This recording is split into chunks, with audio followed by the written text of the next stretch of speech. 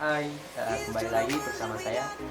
Perkenalkan lagi, nama saya Adit Samawi, Stambuk B1C11901 dari jurusan akuntansi, Fakultas Ekonomi dan Bisnis, Universitas Haloleo. Oke, materi saya kali ini yaitu yang saya akan bawakan itu strategi pemasaran untuk pemimpin pengikut dan penceruk pasar global. Jadi sebelum masuk ke materi yaitu strategi pemasaran untuk pemimpin dan sebagainya, saya akan menjelaskan itu apa sih pemasaran. Pemasaran itu adalah suatu proses sosial yang proses sosial dan manajerial di mana individu dan kelompok mendapatkan sebuah kebutuhan dan keinginan mereka dengan menawarkan dan bertukar sesuatu yang bernilai satu sama lain. Jadi adapun tujuannya pemasaran yaitu untuk mengenali dan memahami sedemikian rupa sehingga produk itu cocok dengannya dan dapat terjual dengan sendirinya. Adapun proses pemasarannya yaitu terdiri dari analisa peluang pasar, meneliti dan memilih pasar sasaran, merancang strategi pemasaran, merancang program pemasaran, dan melaksanakan serta mengawasi usaha pemasaran. Jadi tadi itu sebuah penjelasan awal saya. Sekarang kita masuk ke inti dari pembahasan ini. Itu ada 4. Yang pertama, strategi pemimpin pasar. Yang kedua, strategi penantang pasar.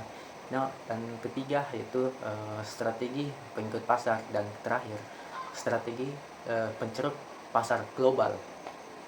Jadi yang pertama yaitu strategi pemimpin pasar. Pemimpin pasar merupakan sebuah perusahaan yang biasanya mengungguli perusahaan lain dalam perubahan harga, pengenalan produk, jangkauan distribusi, dan intensitas promosi. Adapun strategi dalam pemimpin pasar yaitu yang pertama, memperluas pasar keseluruhan, yaitu mulai dari yang pertama pemakaian baru, penggunaan baru, dan pemakaian tambahan. Pemakaian baru ini setiap kelas produk mempunyai potensi untuk menarik pembeli yang tidak peduli terhadap produk itu atau yang menolak produk itu karena harga atau tidak adanya atribut tertentu. Sedangkan pengguna baru, pasar dapat diperluas penemuan dan mempromosikan pengguna baru suatu produk. Sedangkan pemakaian tambahan meyakinkan masyarakat untuk menggunakan lebih banyak produk pada setiap kesempatan penggunaan. Jadi yang kedua yaitu mempertahankan pangsa pasar dan memperluas pangsa pasar. Jadi selain berusaha memperluas pemimpin pasar juga itu harus mempertahankan terhadap serangan pesaingnya, yaitu dengan cara yang pertama mempertahankan posisi, yang kedua mempertahankan rusuk, yang ketiga pertahanan mendahului. Pertahanan posisi dengan membangun suatu benteng di sekelilingi daerahnya yang tidak dapat dirubuhkan atau dirontohkan. Yang kedua pertahanan rusuk. Pemimpin pasar itu juga harus bergerak membuat penjagaan di luar posnya untuk melindungi sisi yang lemah. Sedangkan pertahanan mendahului dengan melakukan serangan terhadap musuh sebelum musuh itu mulai serangannya.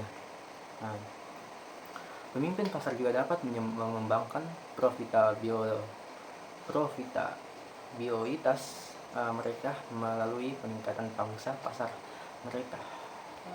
Jadi materi yang kedua itu strategi menantang pasar.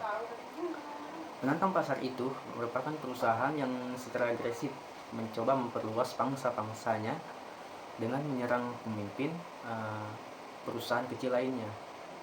Pada dasarnya penyerang ini dapat menyerang 3 jenis perusahaan. Yang pertama yaitu menyerang pemimpin pasar strategi berisiko tinggi. Yang kedua yaitu menyerang perusahaan sebanding. Sedangkan yang ketiga menyerang perusahaan lokal atau kecil yang tidak baik keuangannya. Adapun strategi penyerangannya yaitu yang pertama itu serangan frontal. Serangan frontal itu serangan yang mengarahkan yang menyerahkan besar-besaran kekuatannya untuk melawan musuh. Sedangkan yang kedua itu serangan rusuk. Serangan ini merupakan penyerangan pada sisi yang kuat untuk menyibukkan pasukan yang bertahan, tetapi kemudian melakukan serangan sesungguhnya di rusuk atau di belakangnya yang tidak terduga oleh pasukan bertahan. Materi yang ketiga yaitu strategi pengikut pasar. Jadi pengikut pasar itu adalah sebuah perusahaan nomor 2 yang memilih untuk tidak menimbulkan gejolak. Biasanya takut mengalami kerugian yang lebih banyak daripada mendapatkan keuntungan. Jadi adapun strateginya yaitu yang pertama penduplikat atau cloner, yang kedua peniru atau imitator, yang ketiga itu pengubah atau adapter. Nah, penduplikat atau cloner ini merupakan sebuah perusahaan yang berusaha menyamai produk distribusi, iklan, dan lainnya seperti dilakukan oleh pemimpin pasar. Sedangkan peniru atau imitator merupakan sebuah perusahaan yang meniru beberapa hal dari pemimpin tetapi menjaga diferensiasi dalam pemasaran iklan, penetapan harga. Sedangkan yang ketiga pengubah atau adapter, itu pengambilan produk pemimpin dan mengubah dan sering pula memperbaiki produk tersebut. Jadi adapter ini lebih memilih menjual ke pasar yang berbeda dan menghindari konfrontasi langsung dengan pemimpin. Materi yang keempat yaitu strategi penceruk pasar.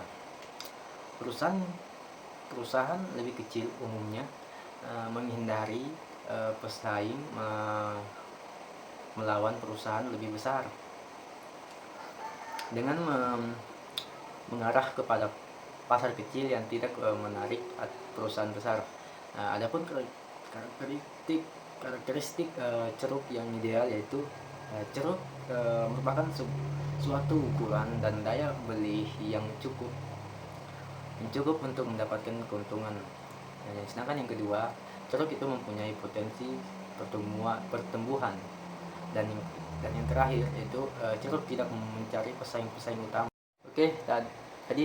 Jadi tadi itu sebuah penjelasan singkat dari saya yaitu tentang strategi pemasaran untuk memimpin pengikut dan penceruk pasar global. Jadi mohon maaf apabila penjelasan tadi kurang jelas. Terima kasih telah menonton video saya. Akhir kata, wassalamualaikum warahmatullahi wabarakatuh.